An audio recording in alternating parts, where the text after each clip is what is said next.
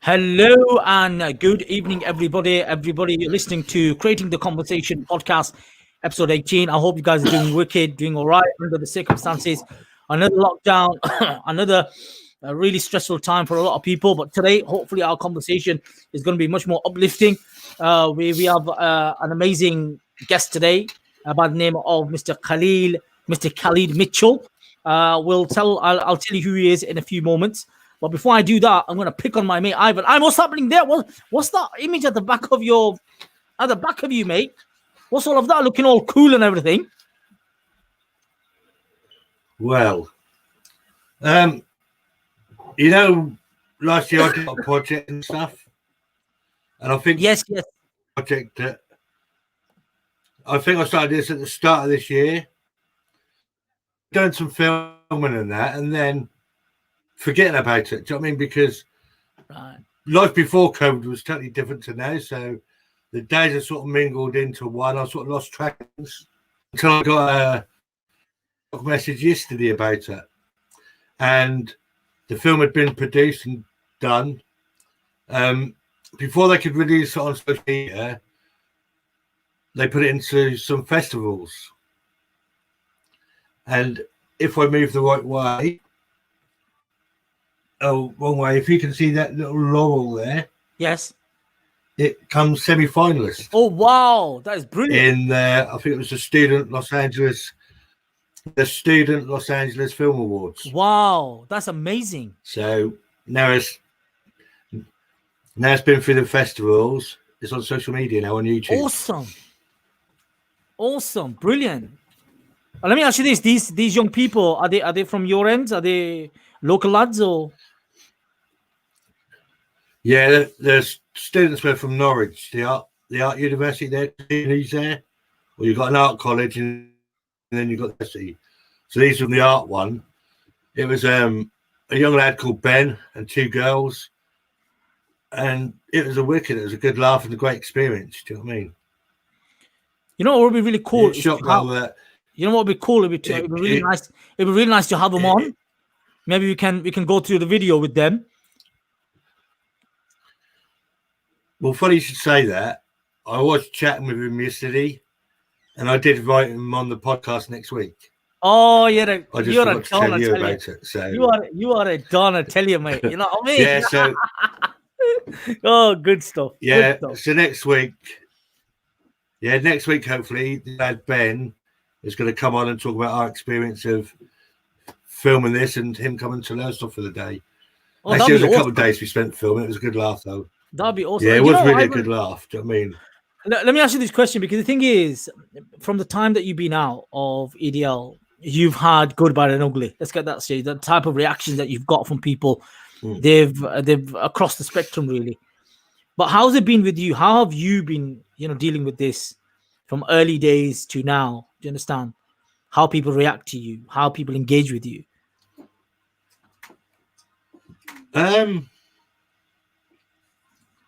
That's about the thing, really. I just get on with it. I guess I believe in karma. So what goes around comes around. I give hate for years. It's my turn to receive some. Do you know what I mean? So I'm old school. I've got broad, sharp skin. Do you know what I mean? It takes a lot to get to me. When there's anger, sometimes I look at that as a positive, because they either really generally hate me, or maybe I've said something that has made them think a bit. They're angry at me for that, for maybe challenging some of their ideas and making a bit of sense. So yeah, but the hardest bit to accept, I think, is the positive stuff. But why? Yeah. Why? Think about it. Look, Ivan, I travel a lot with you, and I get an opportunity to do a number of, workshops in schools and secondary school, primary schools, and places like that. And I tell you, what I see, from my perspective, is people are drawn to your character. You're not a person who's a recluse anyway. You are a very outgoing, in your face type of person. All right, even in lower stuff, you got a bit of a rep, it's a reputation. And hopefully, I think there's a documentary coming out about life before EDL or something like that. Is that right? Yeah, there's one plan. Yeah, there's planning stages at the minute, so Brilliant. So hopefully, I hope that it goes well, which will be there'll be really, another bit of yeah, definitely. No, but I think it'd be brilliant because to understand that you weren't a recluse, you weren't someone who's completely, disconnected from society or community. You're part and parcel, but you got on with people, regardless of your affiliations. People liked you, especially if those people who are affiliated with them type of activities at that time. Now you've come out, and I'm from a particular type of background community, and we open our arms to you because you're a person who is ready to tell us how it is. You're not a person who doesn't push his punches, as they say, or pull his punches, as they say. You're a person who'll say exactly how it is, but there's a sense of sincerity, there's a sense of trying to understand. But why would you do this? And what drives you to do this? And I think that's huge in your case. You're a person who, this is my opinion, you're a person who's ready to give space. And I think a person who's like that, people will also give that person space. And let me ask you this, Ivan, I get it from the hate side, but the love that you get, you said, okay, you still don't understand that. But from your own perspective, why do you think people are drawn to you? No, if I'm honest, do you know what I mean? I just hope it's because I'm honest. I don't. I'm not in this for fame or glory. You know that yourself. I get embarrassed when these things come out. I don't like. Look, for example, I got sent this last night, and I've only literally just put it out on Twitter. I don't like bigging myself up because for me, I still have all my cancer that I lived all my life. I'm just an ordinary person. I'm no better than my neighbour or the person in front of me. Do you know what I mean? So that's why I think it's a bit surreal sometimes for me. But Ivan, it takes a person. It's like people are drawn to people that they can, they see themselves in, right? They get drawn to individuals that they feel, 1 minute, this guy has been through the same struggles, same problems, same concerns, same obstacles, right, in life that I have, but he's trying to make the best out of it. He's trying to do the best thing, right? And I think that's really attractive. And I think, in my humble opinion, I think that's what people see in you. How do you see that? What I'm saying? Do you think I'm making any sense? Yeah, I think you did, but I just don't see why. Do you know what I mean? It's just one of the things. I think it's just who I am. Do you know what I mean? It's like that other video I did. Remember the first or the second one I ever did? It's been seen nearly 6 million times. Wow, that's just crazy. Do you know what I mean? And that's on both Facebook and YouTube platforms. But that's just crazy. Do you know what I mean? What's that video about? So many people know my name now. It's never a short video. That one, the other I used to hate one, the minute and a half one that we use sometimes. Just about my story again, but not as in depth as this one. But yeah, it's just mad the reaction I get. So let me ask you about that reaction, because because I think the reaction is amazing, and I've had the honor to listen to your story a number of times, and every single time it gets me a place of immense emotion. I become very emotional, and I have a tendency to I come up to you, I hug you, and you're all that we tend to do. But the reaction I see on the faces of the individuals when you're telling the story, regardless of their age, regardless of their backgrounds, regardless of their culture, regardless who they are, where they're from, they genuinely feel that you are sincere in the way you have lived your life, regardless of being in hate or out of hate, which I think is really powerful. And I think that's the thing that really touches people. See, one of the problems that we have is that we have a tendency not to give people a chance. Sometimes we do that, and when a person is given a chance, you can see them flourish. You can see them change, right? And that change is really powerful. Look, I work with individuals who, have done particular type of crimes, they've done particular type of antisocial behavior, people who are, engaged in drug abuse or alcohol abuse or whatever it is, any type of vice you would say, they're engaged in that. But one thing I've learned over time, which has taken me time, because I'm also part of mainstream society. When we have a tendency, when a criminal is locked up or they've done crime or done wrong, we simply say, okay, you've been judged. Let's slam you, close the door down, close the door, lock the door, and throw the key away. But I've got to say, I see the other side. I get the opportunity to see people evolve from a really shitty place, if I put it like that, really bad place. They get to an amazing place. So I'm talking about from the bottom of the barrel. And I usually say, now you're at the bottom of the barrel, but the only way is up now, not down, is up. And I think that's the realization that they really get to. It is up. Now, in your case, because you, in a lot of ways, I know someone that we have today, a guest of ours today, is a very significant, important person to you. I know he's someone who started the journey, if I may say, or because of him, you started a particular journey, right? And I think it's been a very, very powerful journey in every sense. Yeah. Go for it, man. Share something with me. Just thinking back to what you were saying about people seeing me, I had to think about that one because it's hard to accept sometimes. But I think it's the language I use. I speak like an ordinary person. I don't use big words. I don't use confusing words. I use words that every day we use. So it makes it hit home better than they understand the language.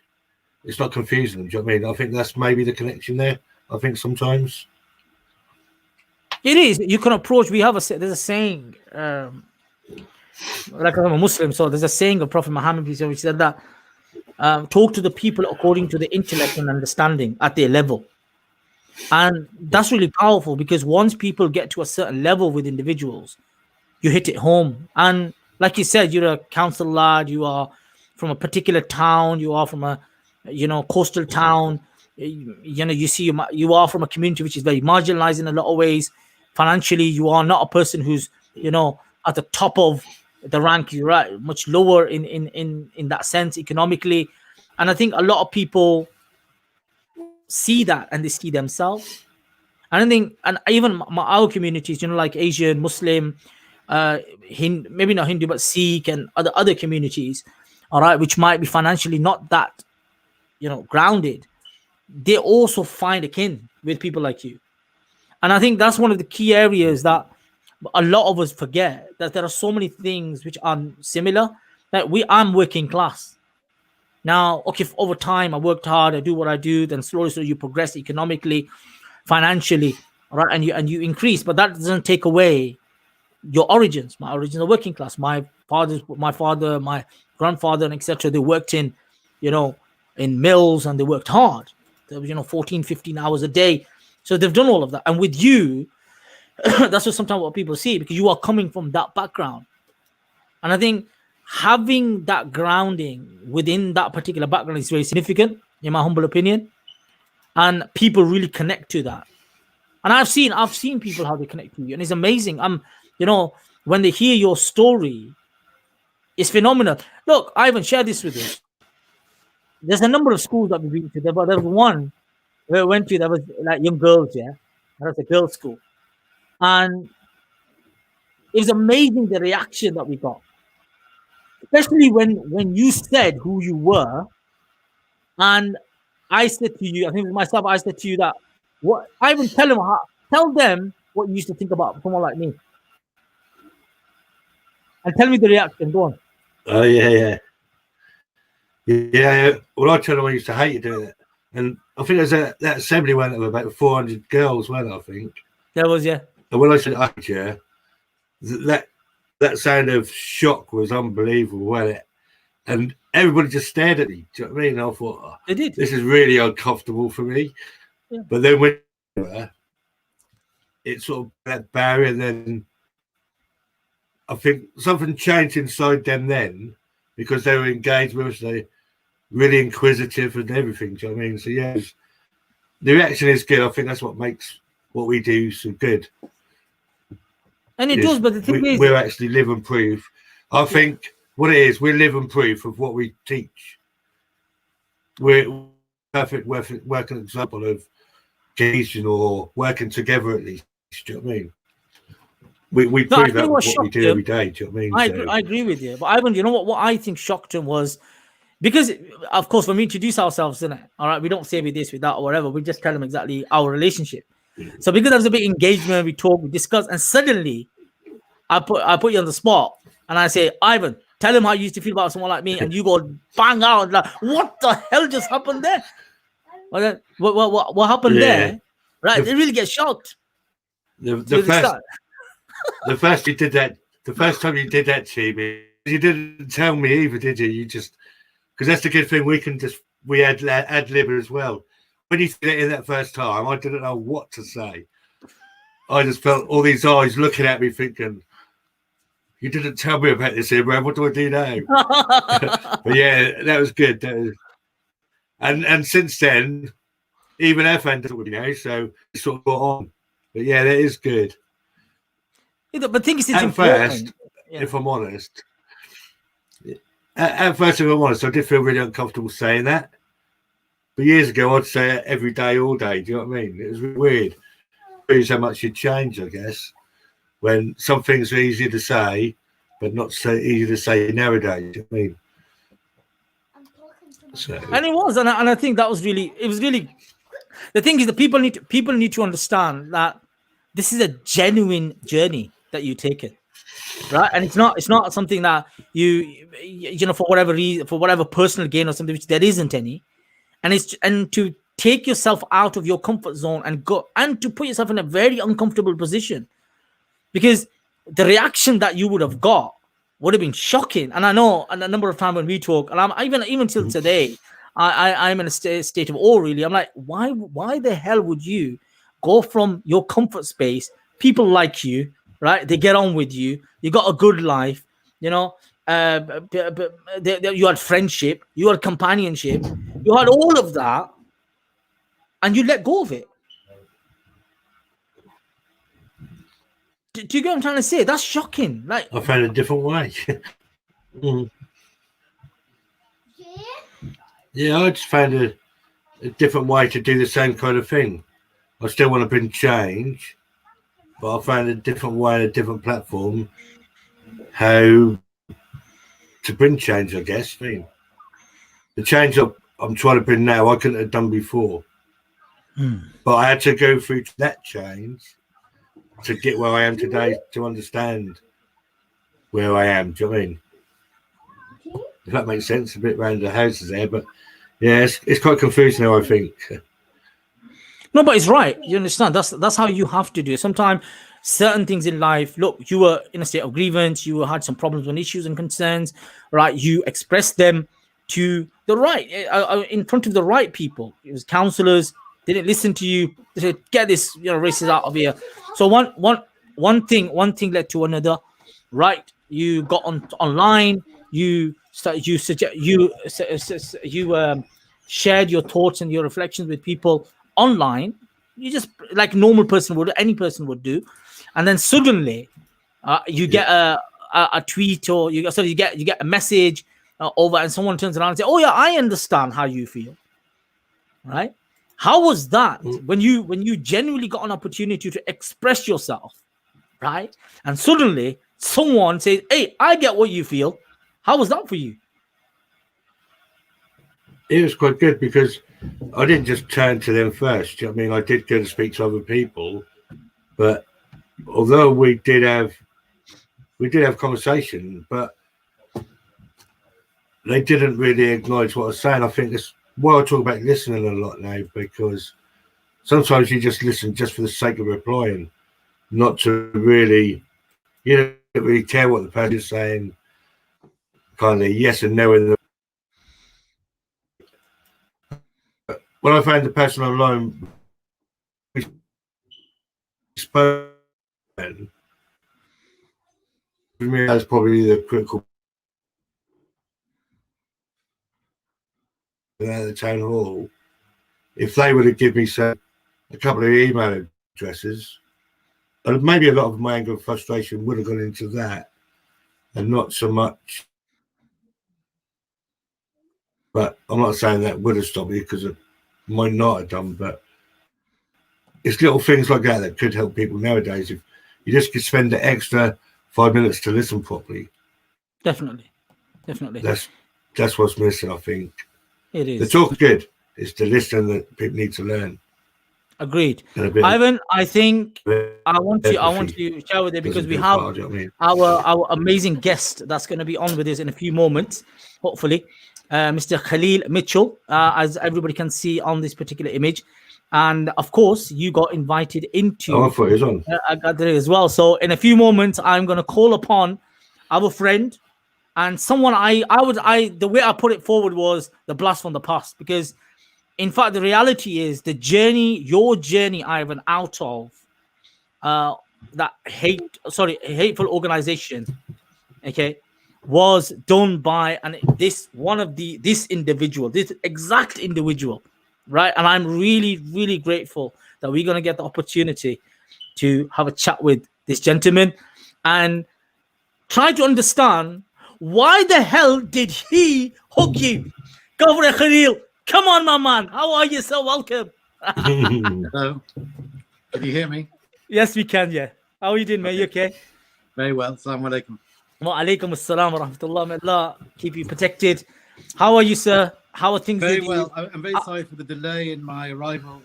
Technology, we lean on it so much, and when it doesn't go in accordance with what we expected to do, we end up in this dilemma whereby I have to wait an entire hour for this update to occur, and then backing up my iPhone, which to all intents and purposes I'm not very good at doing. So, don't you worry. We had a bit of a chat between ourselves, just finding out a little bit more about Ivan's life and how things are plodding along. Sure. You understand, and things like that. So don't worry about it at all. We are very, very grateful for your presence. We are very happy to have you, sir.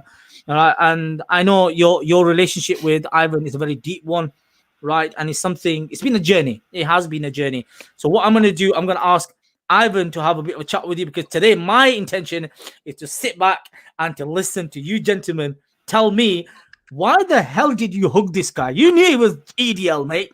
I don't quite remember hugging him. That might be a figment of Ivan's imagination. No. I think when he came to me, really with a lot of the things that members of the English Defence League had been saying, they're obviously concerned about things. And I wondered to myself several times, how often do these people actually speak to Muslims? Have they actually spoken to Muslims? And when Ivan came along, I really thought it was about time. He's obviously trying to make a humble approach, as his name is evocative of. So, but generally, I thought, he wasn't coming along in an agitated manner. He wasn't shouting. He wasn't with a group of people who are obviously, causing trouble. So I said to him, well, about time. We've been wanting to hear from people within the EDL to hear about their concerns, and perhaps through demonstrating what we have as Muslims, changing some opinions as to how they see us. And I really took it from there. I don't. So let me set the scene now. Okay. So let's set the scene first. Ivan, tell me the story from your side. What happened to the point when you see Khalil? Right. It was my daughter's fault. I remember little Steve. She wanted the toilet. So we ended up in a place called the Forum. I see two ladies walking up some stairs, and I followed them. They walked into a room with glass windows, and men and women sat either side, kind of thing. I don't know if I knocked the window or I brushed up against the window, and I remember quite a few people looking around at me. And I kind of froze like a rabbit in the headlights then. Do you know what I mean? Thinking, oh, what have I done? I noticed Khalil stand up and sort of look a bit negative. And he came to the door, and which he hugged me, and I remember thinking, oh, I've got a Muslim on me. I better tell him I'm English Defence League to try and maybe, I don't know, just to intimidate and freak him out a little bit, just to let go. But then he let go. We shook hands. The rest is history, kind of thing. Do you know what I mean? It was it's kind of surreal. I think we're kind of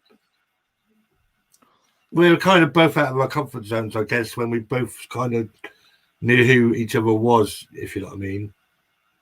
And I think if you really want real change, if one wants real change, that awkwardness, I think, helped us. If you know what I mean, that's kind of that awkwardness of what do we say now, kind of helped us because we're out of our comfort zones, I think, and your mind's sort of clouded a little bit, so you speak kind of sidetracked about what you really think, but then you just talk. Do you know what I mean? So let me ask you, Khalil. Now we set the scene. You're in the mall. You're in this room. You've come out. He's claiming he hugged you. You saying he didn't hug you. But anyway, that's his claim, right? So he's done that. He wants to get you off. He wants you to get off. So he says, I'm EDL, right? What went through your mind? Like you just said, no doubt you were looking for him. I suspected he was before I actually met him. Right. When I saw him, I knew there was a kind of thing. And I knew he was a geezer, you know, sort of on the ground, sort of Norwich lads, Norfolk lads. And I felt he had something to say about the Muslim gathering. You know, I sensed that was the case. This is all within a few seconds. So when he said he was EDL, it didn't really come as much of a surprise. Again, the thing that I very briefly explained to him, I said, look, we need to meet up because you're obviously concerned about the state of Britain.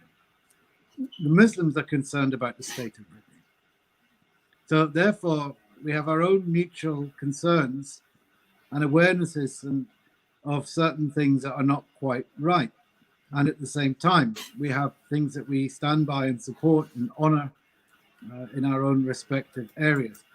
So I think pretty sharpish, quite well, fairly soon after meeting Ivan, I think we exchanged numbers.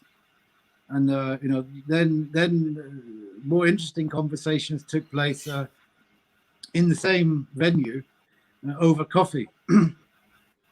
And I think it probably resulted in me talking to Ivan for long amounts of time. I don't know if Ivan can remember that conversation. But I made it very clear. I said, look, there's many things you've not got right in your understandings of what Muslims are doing and why we're doing what we're doing, and our part as the part of the fabric of the UK. And I think Ivan, to some degree, acknowledged that. He said, one of the first things he said is, I don't necessarily agree with the way in which the English Defence League is moving forward. I don't agree with all of it. I've got my differences of opinion. So he made that very clear that he wasn't a standard, what one would stereotype as a typical English Defence League persona.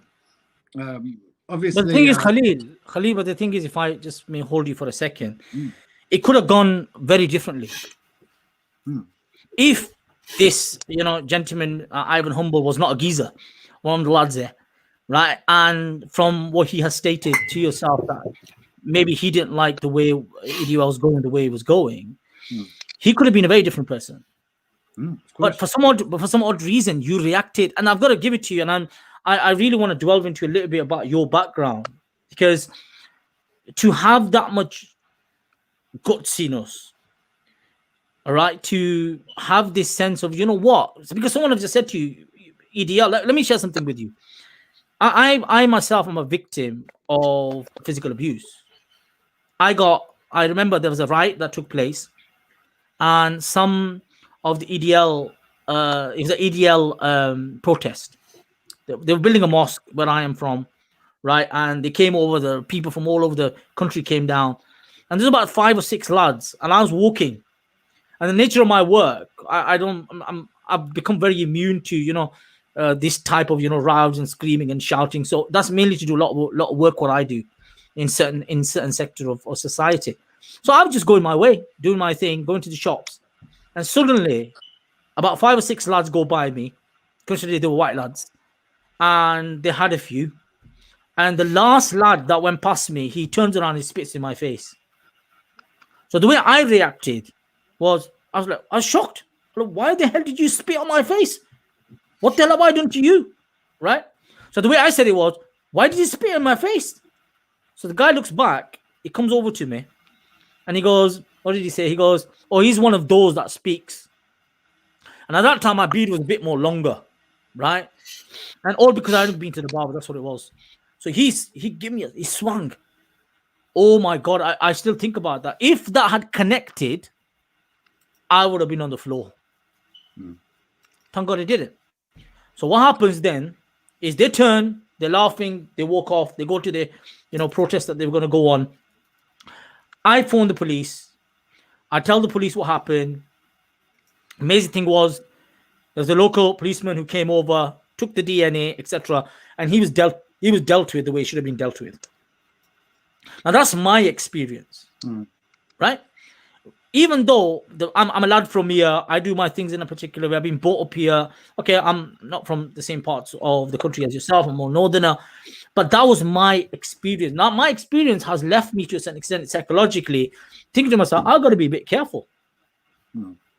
Now, the way you see it, the only purpose of telling the story is that it could have gone that way. I think so there is something about you, sir, which is amazing, that you are ready to converse with this guy. Well, there's two things to be said about that. One, it's safe to say that people of a white European background have somewhat of an easier time when it comes to living in the UK. And there's not many instances where white people are racially abused. So really, that has to be understood. And the type of occurrence that happened to you is all too common. And obviously, I think we have to understand that to start off with. You're immediately identifiable as a Muslim. You're immediately identifiable as somebody with an ethnic background that is not intrinsically European white.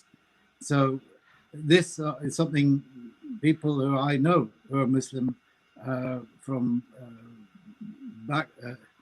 Caribbean backgrounds, Black Caribbean backgrounds, and Asian Muslims is something that obviously men and women who are from such backgrounds, or anything that is deemed to some people as different.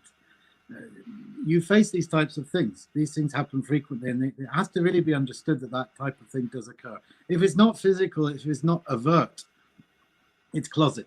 It's people moving over to the other side of the road. And I suppose as a white man, I had to learn these things from Muslims who are not from a European white background. Following on with why I approached Ivan in the way that I did, it was quite clear by his aura, his body language, his demeanor, that he was not there in an aggressive capacity. So it wasn't. It would have been, had I been from any background other than where I'm from, it would have been. Ivan would have treated that person with the same respect, in the same manner. See, that's really interesting, Khalil, because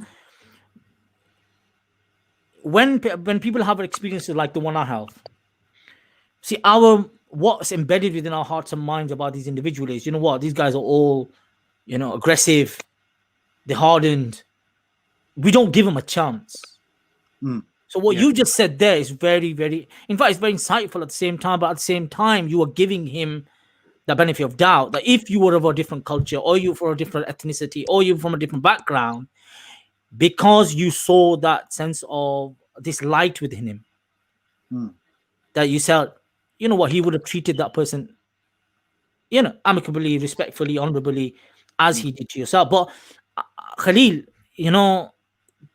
sadly, that's not what happens in our towns and cities. And that's, in a lot of ways, that's why someone like Ivan, we're just speaking about this just before you came, that the experiences that we get and the reactions that we get when we go into schools or we go into different communities, all right? And then Ivan turns around and tells them who he is. And I said to him, I go, if you remember, do you remember the first time I asked you to tell the audience that what you used to think about someone like me? Oh my God, everyone's jaws just dropped. Because the thing is, the majority of people don't see what you saw, which is a very unique thing. Even though Ivan came knocked on, but do you remember what he just said is that I came to the door thinking about, what are these, hijabi women doing here? It wasn't Ivan, come on, share with me. Isn't that true? That's exactly what happened. You weren't there for being nice, polite, or having a chat, were you?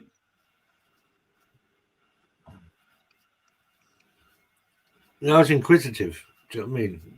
I went there for anything else because I had my kids with me, so it was just total inquisitive. Do you know what I mean? Because I had my kids with me, so and that only happened because my daughter needed the toilet that day. If not, I wouldn't have had that experience at all. But do you know what I mean? Drew us together. I don't know if I believe all that, but I think that I was destined to meet Khalil somehow. Do you know what I mean? Because I think that introduction to him, and Khalil, picking on from the point that you've just stopped on, you went from there. Of course, you started to have conversations with him over a cup of tea, cup of coffee. But do you remember, Ivan was still in the EDL. He was still organizing, protests. He was still making, preparations to go down, to scream and shout and, say whatever hate he had for whatever reason for other people. How did you deal with that? Because you knew that. It wasn't that you were not aware of. That's a good question. When he first visited the mosque with his partner at the time, Ivan was quite insistent on wearing his EDL, bracelet. And right. and he was quite resolute. Now, he obviously understood it would be quite controversial. He and I had sort of met each other, I think, once or twice prior to that happening. He felt like very much, you're right. I mean, he was representing the English Defence League, Provocateur. going into a mosque with the possibility that it could lead to an argument of some kind, or at least be deemed in a kind of negative light, or me being beheaded. I rather think you didn't think that, but he just said it.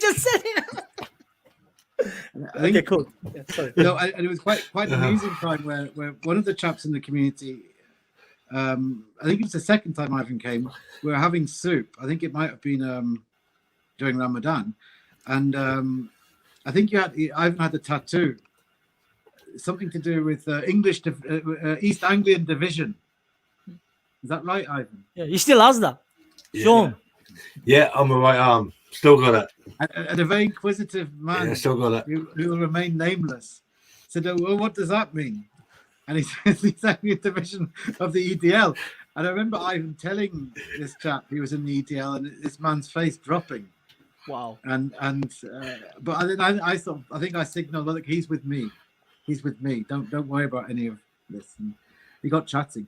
But Ivan did meet Sheikh Habili, and this was in Ramadan. We went for coffee with him. Sheikh Abdul really liked him from the start.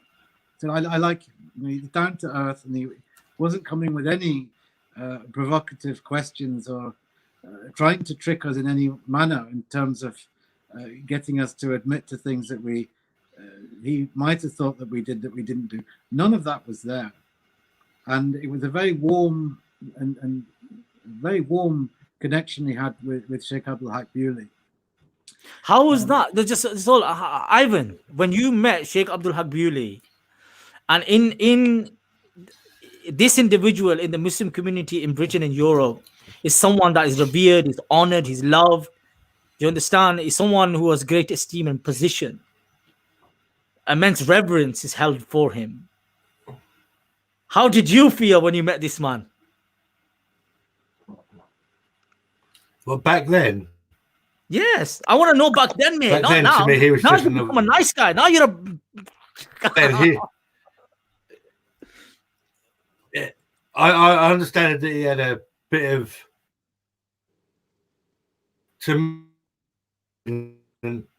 not that saying that he didn't impress me, but the titles or whatever didn't impress me, but he was generally a nice man. Do you know what I mean? We did have some really good conversations. Do you know what I mean?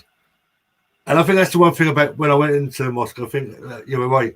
The second or third time, the first few times, I was like Khalil's guilty little secret. Do you know what I mean?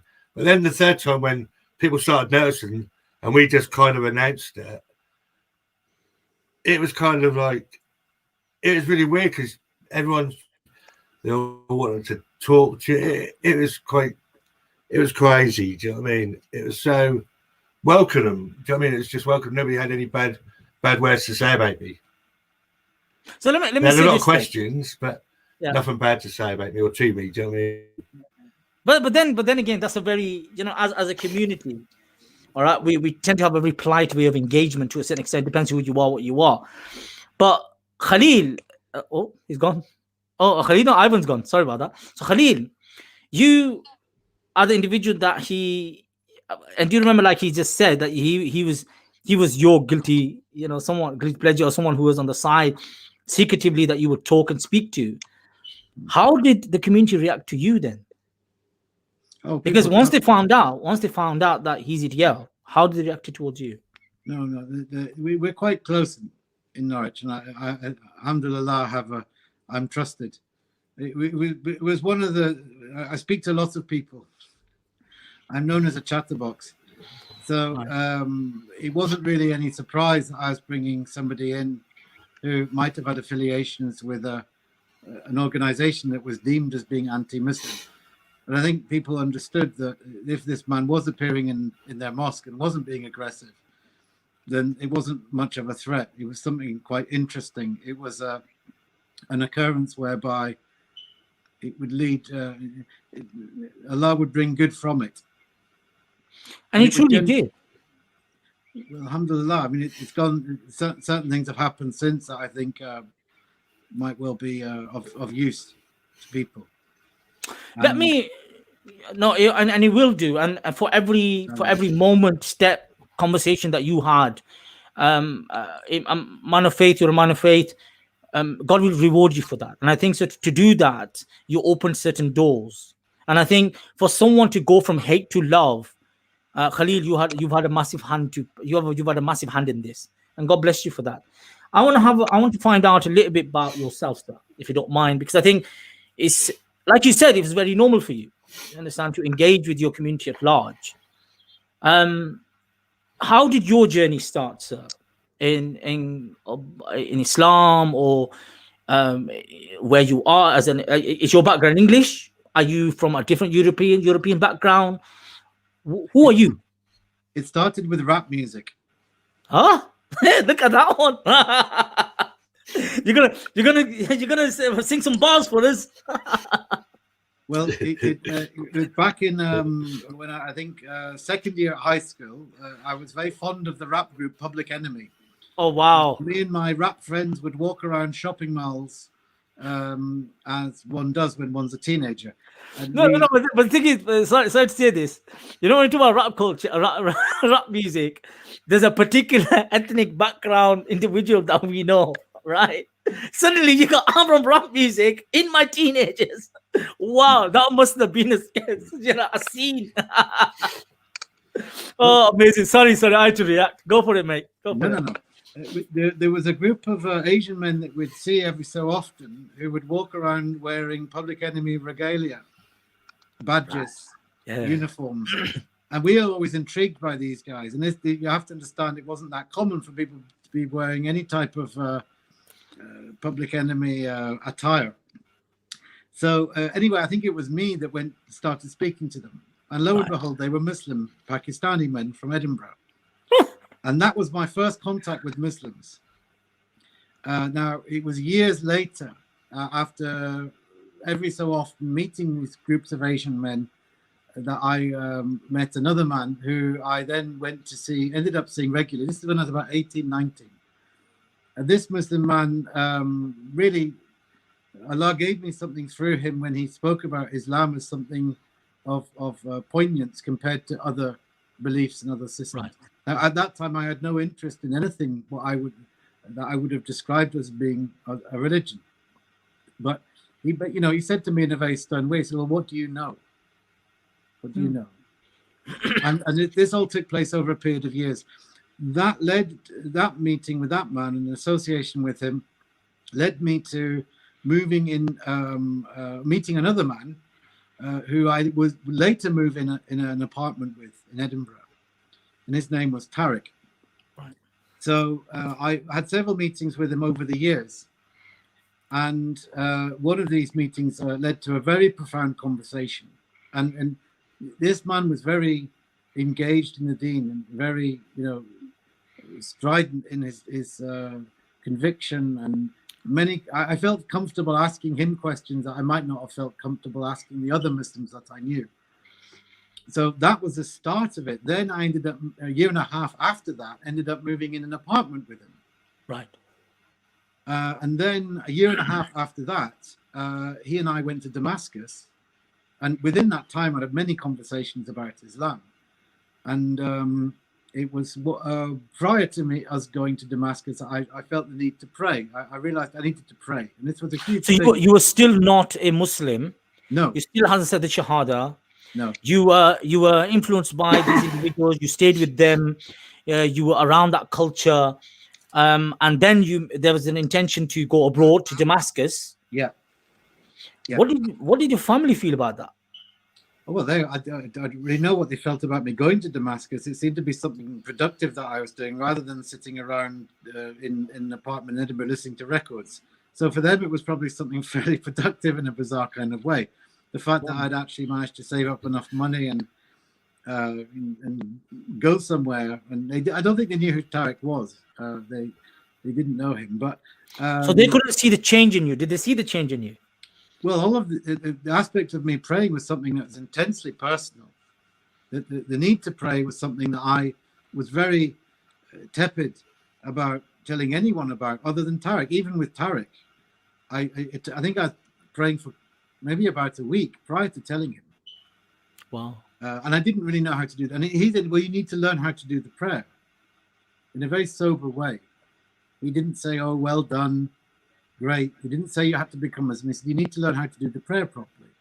So sitting outside a coffee shop in Edinburgh, he proceeded to write the transliteration for Al-Fatiha. Oh, wow. And all the prayer and the movements, little figures, a man bowing and, all these things. So this was about 2 weeks before we left. And I wasn't living with him at this point. We'd actually moved out in preparation to go on holiday. He was staying with his wife. I was staying with somebody else. So I started praying, and I really just prayed once a day. And then as soon as I got to Damascus with him, he said, well, we should do what everyone else does. Pray 5 times a day. And, make wudu for every, whenever you need to make wudu, the ablution. So it was after 2 weeks of doing this, where everything overwhelmed me. It was after a gathering of Shadli Dhikr in the mosque of Ibn al-Arabi. Wow. In Damascus. You're blowing my mind. What are you doing? Wow. Okay. Tariq said that many people in the future will find it fascinating, your story about becoming Muslim. And I didn't really understand that at the time, the significance of it. So the night of dhikr started at Fajr and continued until sunrise. So the sun was coming up, and it was like the final elements of what was holding me back from becoming Muslim. They left me, and I had a complete conviction that I needed to become Muslim. And after the dhikr finished, this night of dhikr, many people, Syrian men, were around, and I went to one of the men I'd met there, not Tariq, and I said, I need to become Muslim. Wow. So he said, well, you need to do it quickly, because anything could happen to you. And I didn't understand what he meant when he said that. So he took me to I forget the name of the sheikh, but he's very well known. And I basically said Shahada there, and after having said Shahada, I felt like I was flying. You know, it was the only time I can actually say I felt very high as a Muslim. My whole life was framed around getting high for many years, and nothing quite amounted to what I felt like at that moment. So then it became 5 days later. Tariq and I took a trip to Aleppo. Now, of course, I was Muslim at this point. I was looking for my name. I think eventually it took the name Khalil. But 5 days later, Tariq said, we need to go and visit this city called Aleppo. So we got on a bus and went to Aleppo. It took about several hours on a coach. And when we were walking up the stairs to the hotel that we booked into, we noticed a collection of people sitting at the top of the stairs watching the TV. And I remember walking in thinking, well, this is all very sociable. They must be watching a film.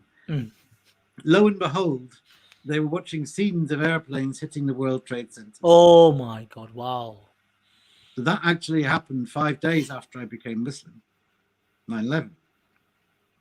So I knew everything was going to change from that point. And I felt this thing of destiny and understanding that I really understood for some reason or another, Allah wanted me to become Muslim, or Allah brought me to Islam before all this stuff was going to happen. It might well have confused me. Not only that, no, I think, see, because this I want to hold your thought for a second there, because you're a young man. Now imagine this: you're a young man who's affiliating with individuals who are Asians, maybe Muslim background, and etc. You made an intention to live with them. Suddenly, okay, fine, you arranged a way to go to Damascus, out of all places, Syria. You go there, you convert to Islam. Now that is a very typical story of not even handful, I don't know how many individuals who have done that in the last 10 years. But sadly, they didn't go to any Shazili Zikr or Ibn Arabi's masjid or had the opportunity to be spiritually enlightened. But in fact, they fell into the traps of the likes of ISIS and a very extreme organization. Oh my God, look at how the world has changed. If you were today's young pan, how would Islam be for you then? What was your question? It's okay, you became Muslim a number of years ago, of course, just before September 11th. But what about now? Well, a great many people are becoming Muslim, some of which are becoming Muslim for the wrong reasons if they meet the wrong types of Muslims. I met one man who became Muslim who embodied a lot of arrogance and elitism because he'd met a group of Muslims in London, you could say, who perhaps follow this, what one describes as a Wahhabi disposition, Wahhabi school, if it can be described as that. And he saw them looking down on other Muslims with this kind of elitism. And it was quite clear he became Muslim for this reason. So it's an interesting question. There's infinite ways Allah can bring people to the deen. There is no set ways. There is no black and white in regards to how this happens. For most, it's a movement of the heart over a period of many months or even years. And all of the interactions that people have with Muslims, Allah gives them something through that, if the Muslims are appropriate to relay that, if they're decreed. Yes, hopefully. Hopefully. Of course, there's a bigger thing going on. It's a rational way of looking at it, and there's irrational. The reason I'm making this is because our work, my work and Ivan's work is around that. See, I deal with a lot of individuals who come to the door to the house of Muslims, per se, if you want to put it like that, or become Muslims. But there are other things and aspects and elements of the faith that attract them, which are not entirely orthodox, right? They're not spiritual. It's not that their heart moved. It was more about sensationalization. It was about the macho hero, I'm going to do something. Do you know what I mean?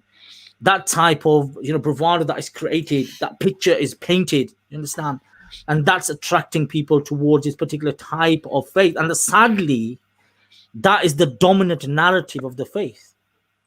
The fortunate situation for Muslims at this time is there's a lack of tasawwuf, understanding of tasawwuf and the importance of tasawwuf.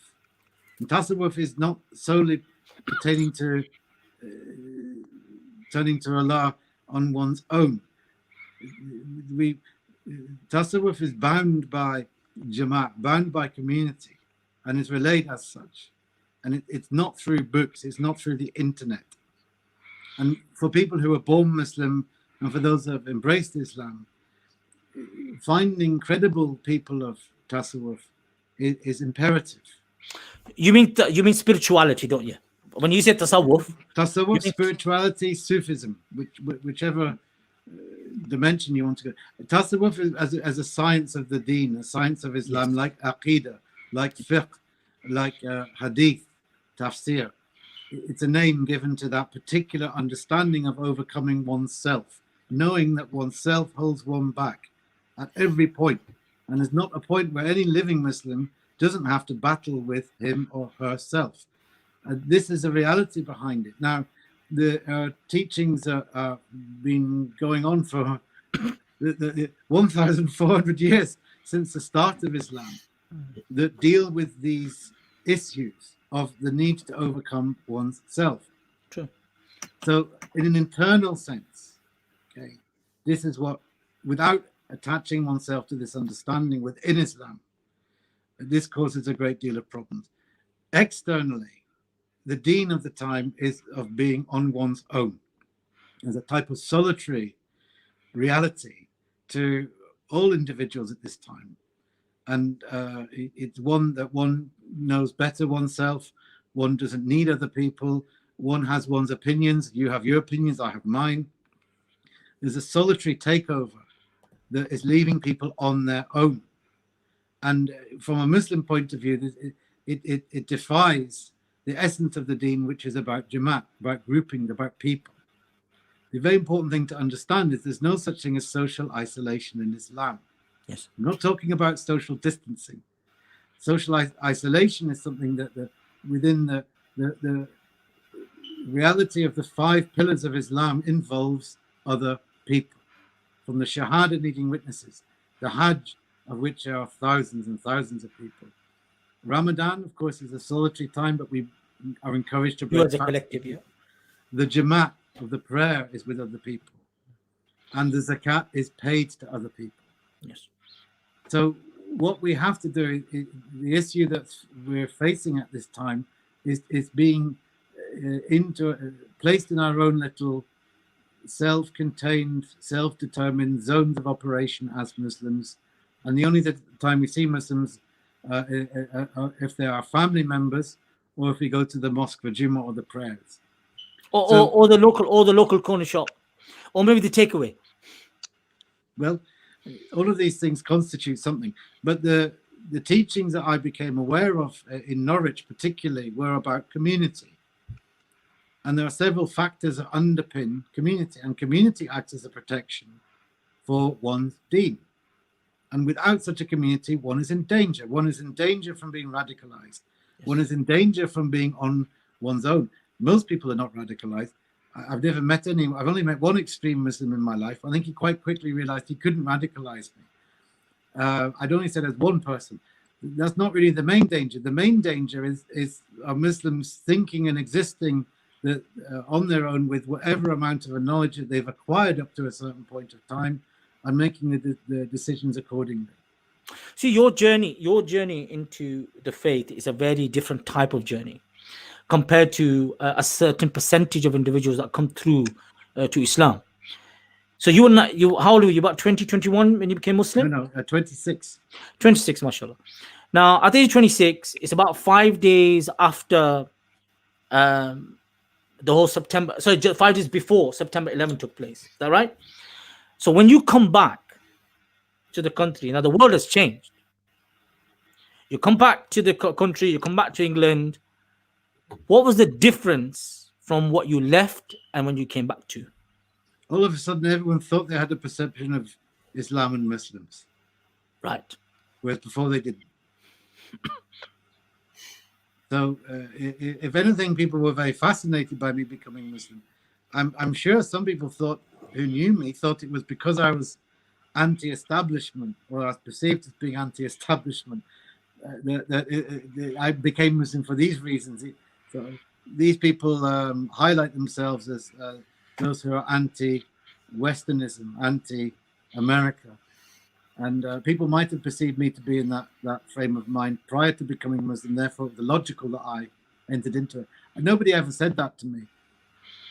The problems, I didn't really have any problems with non-Muslims. The issues I had were confusions within groupings of other Muslims, Right. within the mosques. There's lots of things that are very surreal about many groupings of Muslims. In that, I was being told as somebody who became Muslim, you follow the strongest of evidences. And then one realizes the evidences are, the source books of these evidences are in Arabic. So how can I possibly determine what the strongest evidences are? And everyone was telling me this. There wasn't any clarity in regards to following a madhab. People were praying in different ways. Nobody explained why they were praying in different ways. Mm. So the confusion wasn't so much within the zone of engagement with the mainstream. Yeah. It was with the Muslims. Yes. And which would have been a massive shock for you, because you've gone to Syria. Mm. In Syria, they have a particular set ways. Everyone, whoever you saw, prayed in a particular way, which was very similar. They did their zikr, they did their rituals, and etc. Suddenly, you come to England, you're going towards one mosque, they're doing one thing. You go to another mosque, they're doing something else. They go to another mosque, and there are some mosques, they probably looked at it, they're thinking, what is this white man doing in my mosque? How can anyone who's become Muslim follow the strongest evidences? Impossible. True. How could any Muslim follow this unless you learned the deen over a period of time? So it took me some years to understand the need to follow one of the schools, one of the madhahib. And this is something that wasn't made clear to me until I arrived in Norwich. Right. Nobody explained what they were. Many people said, well, these people follow Imam Abu Hanifa, they don't follow the Messenger Sallallahu Alaihi Wasallam. This is the kind of nonsense that goes around. Yes. So, and in other groupings, were telling me that, there's lots of issues with these kinds of things. They're not addressed by the majority of scholars. It's almost seen as politically incorrect to say you need to follow one madhab. Very confusing. I've seen many great men of Allah who, when asked this question, refuse to actually say or highlight the importance of doing it, out of fear that they are seen as advocating their own madhab. Yes. And it's this strange political correctness that's spread across everything, where furqan and discrimination and need to narrow things down is rejected into this general thing of let's accept everybody. This is a huge problem, because we're not humanists. We're not people that accept everything. So this humanism within Islam is becoming a problem, where everything's become less focused, is less specific. And had I not come to Norwich, I wouldn't have understood any of these things, and I would have been creating my own madhab with things that I think are the strongest opinion from here and from there, and assembling this surreal Islam that so many new Muslims seem to have fallen into. Saying inshallah every 2 seconds without thinking about what I'm saying, calling everybody brothers and sisters. This is not what the Sahabas did. They called each other by their names. There's lots of strange things about Muslims at this time. No, we have something called tribal mentality. Now, within certain cultures, within certain backgrounds, certain communities, the majority, like for example, the majority of Muslims that live in England are from the subcontinent. Now, there are certain cultural, sensitivities, behaviors, language that is ingrained within religion, if I may put it like that.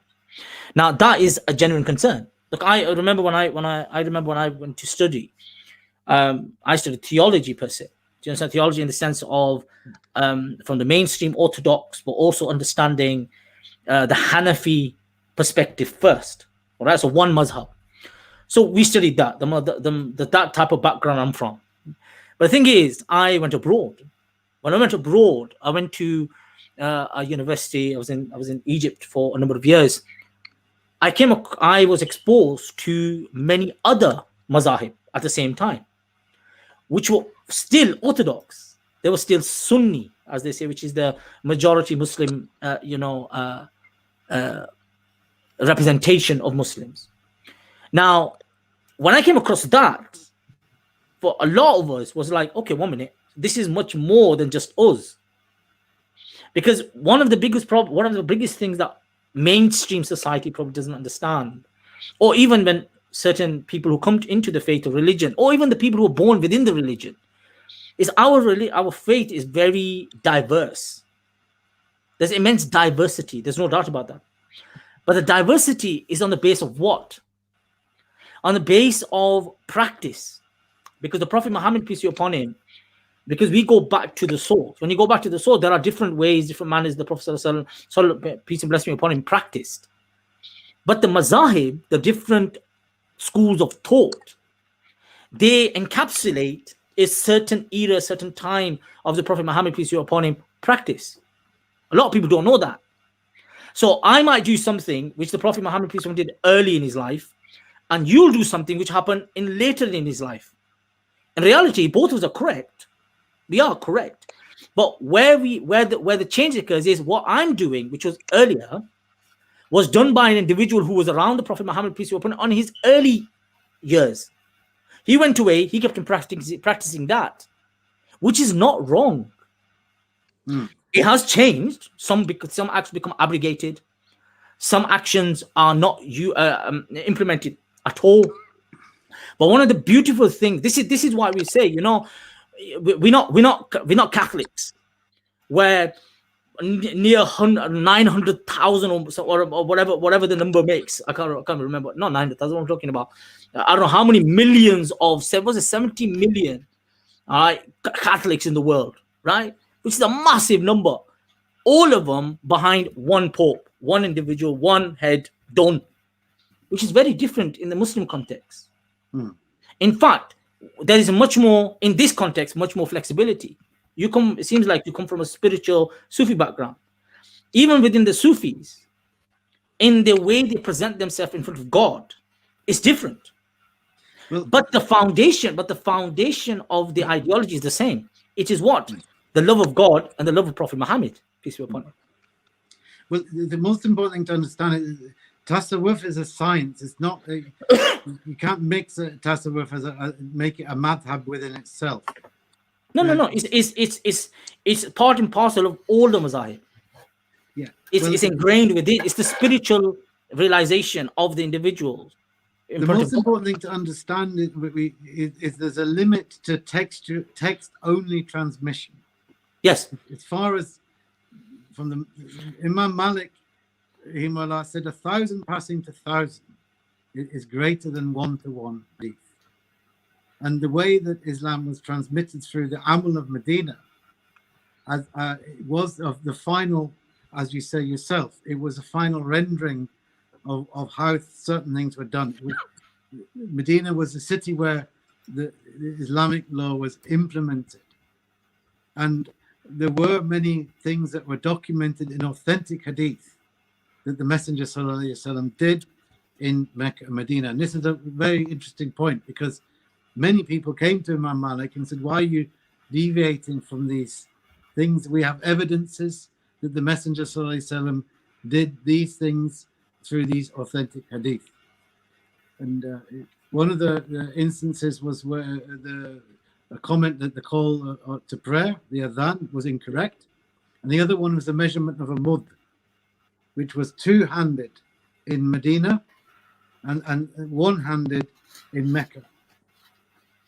So it was through this preservation of the last rendering of Islam in terms of a societal occurrence that this is why me and the people in Norwich and other people follow the Maliki madhab, because it's really not a madhab, it's the Amal in Medina, it's the the nexus of how the city.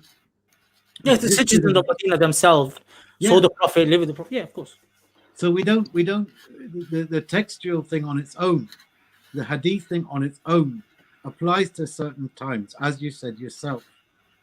So my own opinion is that the amal, the behavior of the people of Medina, has to be held sacrosanct, has to be held in an equal or higher plane, and then those who have had the knowledge of what this societal occurrence was.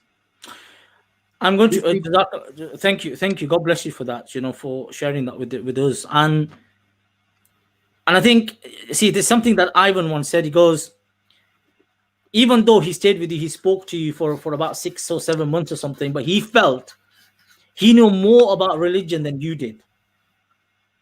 Ivan, explain that to me. What happened there? Look, we've just had a conversation between ourselves, Khalil and me, and we are talking about religion, the different schools of thought, and etc. And there's so many other aspects of the faith, the complexities of it. But I remember you stating that you knew more about Islam than Khalil did. What did you mean by that? Because back then, when we were talking, Khalil done a great job. Do you know what I mean? But when I said something on my interpretation of Islam, Khalil's first reaction was, "What are you on about?"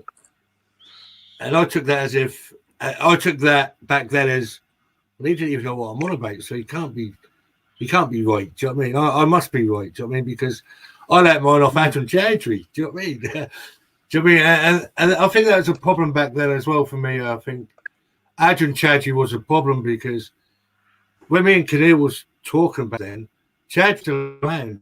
He was still doing these talks and I was still following these lectures. He wasn't saying the same things Khalil was telling me. But for me, I guess I bought into Chowdhury's interpretation because he was the go-to Muslim for if they wanted somebody, they should have had somebody like Khalil or somebody like that instead of him on the telly. Because I think a lot of people like myself drawn towards what he was saying because it wasn't all good. But it's like what Khalil said. Once you found him, you found Khalil others. said he's not. Yeah, but Khalil said he's not the archetype, is he? He's not. Is revert. He's coming to Islam. People at that time wouldn't see that. They want a particular image. They want a particular type of model that they can point their fingers on and point them out. Say, oh yeah, this is who they are, and this is why they act in a particular way. But the amazing thing is what you are saying is that Khalil gave you a different side to Islam. What was that side? I think the religion. He gave me the understanding to what I thought I knew, or a start of the understanding. Do you know what I mean? I think because it did give me something else to think about when I left him. Do you know what I mean? Because I thought this was right, but then Khalil said this, so it kind of challenged me a little bit to then go do my research a bit better and look at something else. And Khalil as well, do you know, to give me that other, well, that bigger part of the picture that I wasn't seeing back then. So yeah, it was. It must have been challenging. And I think that was the important thing. I think it wasn't. It wasn't. Do you know what I mean? It wasn't just our conversations that helped. I think it was the links that Khalil sent me as well. Do you know what I mean? Because I'd never have found them links anywhere else. If you know what I mean, they're not the sort of links that I'd have gone back. If you see what I mean, so it gave me a new lot of things to look at with different perspectives that I had. So Khalil, let me ask you this question, and we're near the end of our discussion and conversation today. We're immensely grateful for your presence and coming over today to have a bit of a conversation with us. The Islam that you see today, the Islam that is depicted, the Islam that you see on TV, in the newspapers, is very far from what you got introduced to. How do you feel how do you feel that this can be changed, taken back to the purest understanding of the faith about love, mercy, compassion, understanding? Or do you feel you've got to give up, can't do nothing about this? Well, it's not easy to get any accurate depiction of anything that's going on in the world through the outlets that you're referring to. Certain people used extremist Islam to achieve certain political purposes. In the 80s, it was Irish and the IRA that were used to create certain laws and changes in society. Some would argue that in the last year, COVID-19 has now become the enemy, and the Muslims have taken a backseat. So it's not really poignant, and nobody can discover Islam through the internet. You discover Islam through meeting people, as Ivan did. Yes. And whatever Ivan's opinions were and whatever they are now, it is to some extent being forged by interaction with people. So we have to strive to meet people. Many people who become Muslim or learn about Islam online have only really been given a photograph of reality. Even if it's watching extremely accomplished scholars of Islam speaking on YouTube videos, it's a snapshot of what it really is. When you meet Muslims face to face, and the occurrence that happens with that, that's when something moves. That's when there's way more chance. If you follow the normal patterns of how Allah makes things happen, that's when things are moved normally to a great extent. Yeah, but that is the human way. That is the normal human way to get to know an ideology or a philosophy or a religion or something. It's through the human interactions. But sadly, and now especially because of COVID, a lot of what we are exposed to is online. We have our phones, we have our tablets, we have our laptops. We are 24/7, our heads are stuck on Twitter or Instagram or Facebook. Now, where the human interaction is, I don't disagree with you. Look, Ivan and yourself, you took that step, or he took that step, and yourself, and you started to engage at that level. And in our experience, especially the younger generation now, it's a different ball game.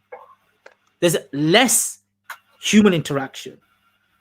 The research shows that people prefer to send text and tweets than to have face-to-face interactions.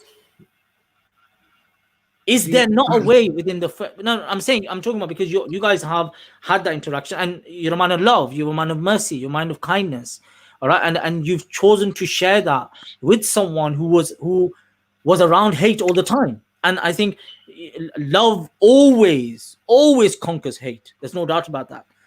But it's a human interaction. But Khalil, think about this for a second. The world is in a very different place. It's all about this, then this. What do we do? In my opinion, there's a mass awakening occurring. The after effects of which we might not see for several years. From a point of view of having been non-Muslim and moved to the point of view of being Muslim, it's safe to say that certain things hold one back. We have deens that we live by when we're not Muslim. We have things that we live for. Everybody believes in something. Everyone has a religion, a set of parameters that they live their life through. They believe in what they know will make them happy, what they think will make them happy. It's well known that people's careers act as a type of religion.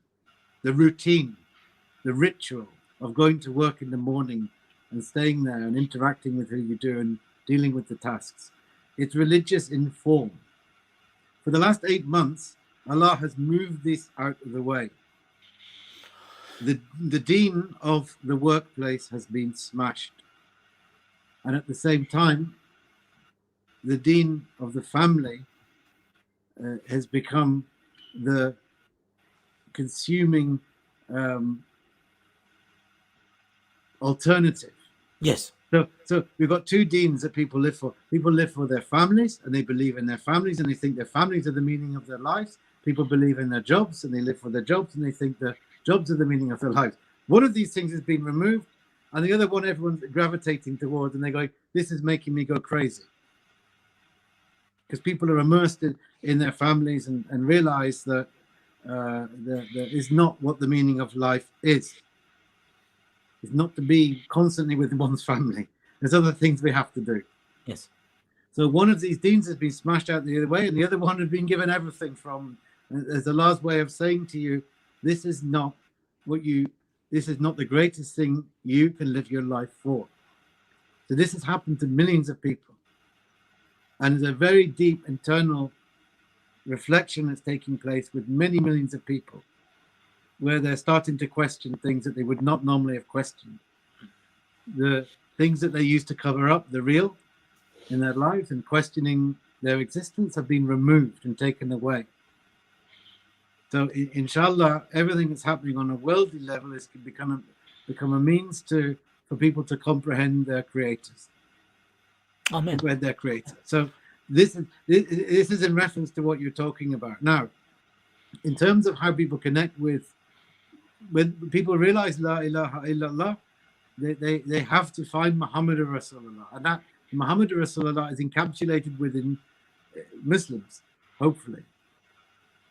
And they hopefully their encounters with Muslims will lead them to feeling something pleasurable and feeling that these are the people that they can trust. And that's if Allah has decreed them to meet good Muslims, or one or two good Muslims, or one good Muslim, these people will end up asking the Muslims questions. And that's the key thing, because our intention is not to convert people. That's not the tradition that we are from. Our intention is to be human beings, interact with them, engage with them at that level. Our neighbors, it doesn't really matter. Like I was sharing this a few weeks ago, that now I know every single person in my block just because of COVID. Even though I'm a Muslim, I come from a particular background, I have a particular religion. My religion has said to me that what is a neighbor? 40 houses in front of you, 40 houses behind you, 40 houses on the right, 40 houses on the left. But COVID is the thing. Because of COVID, the pandemic, I've got to know most of my community because they want to engage with me now. They see me, oh, you're right, mate, what's happening? Because they can't interact with anybody else outside of that. It's a very good point. There's only so much time people can spend indoors with their family before they're forced to go outside and start speaking to people. That's a wonderful way of putting it. I mean, that's exactly what's happening. And with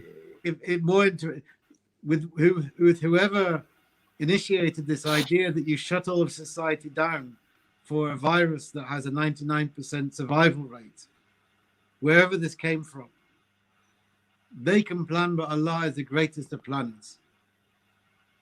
And the lockdown is from Allah. And it's part with whatever Allah Muslim faults again then. It's what? It's the fault of the Muslims again.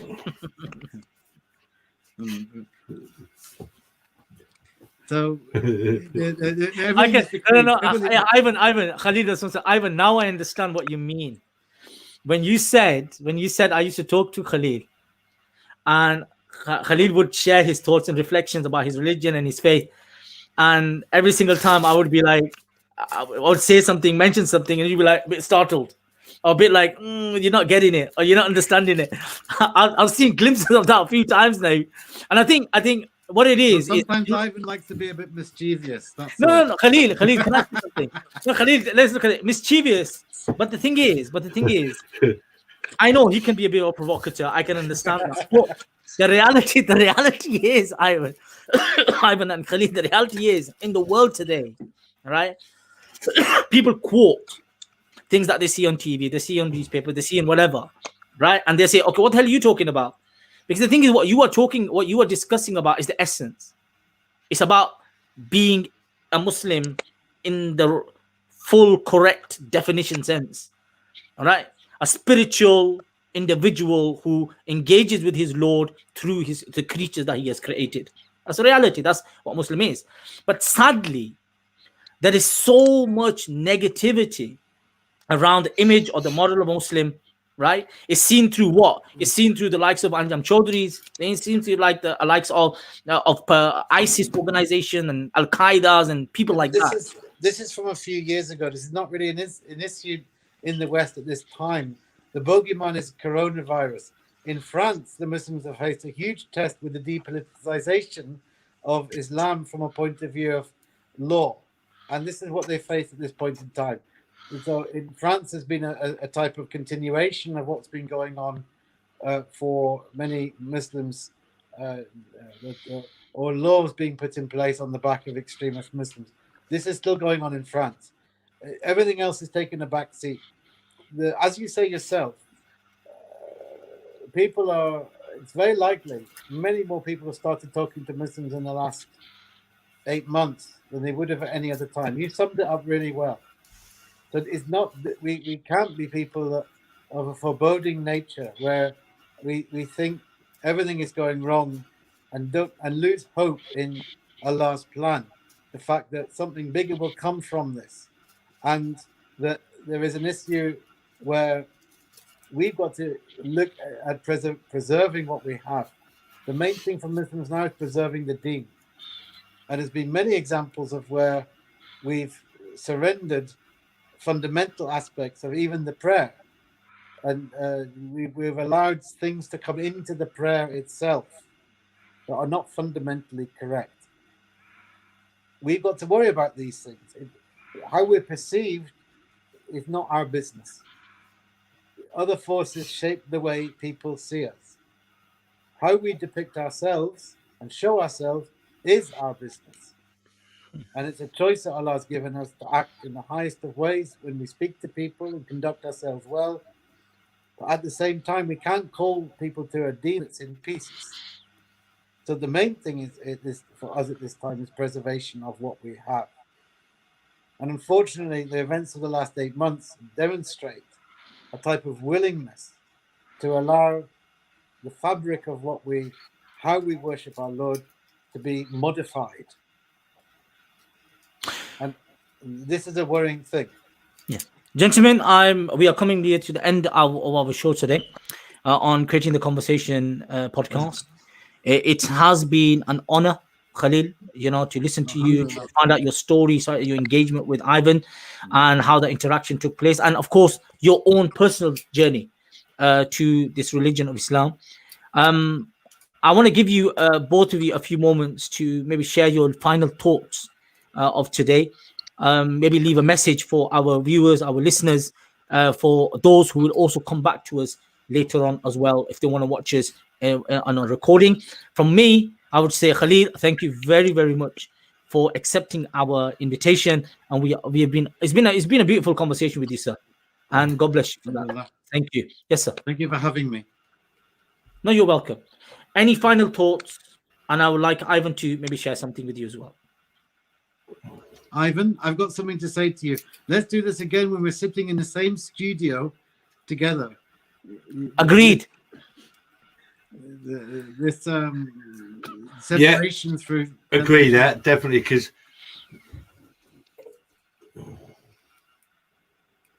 we said that before. We don't like this. We'd rather be next to each other as well, but times is times, isn't it? Do you know what I mean? Okay.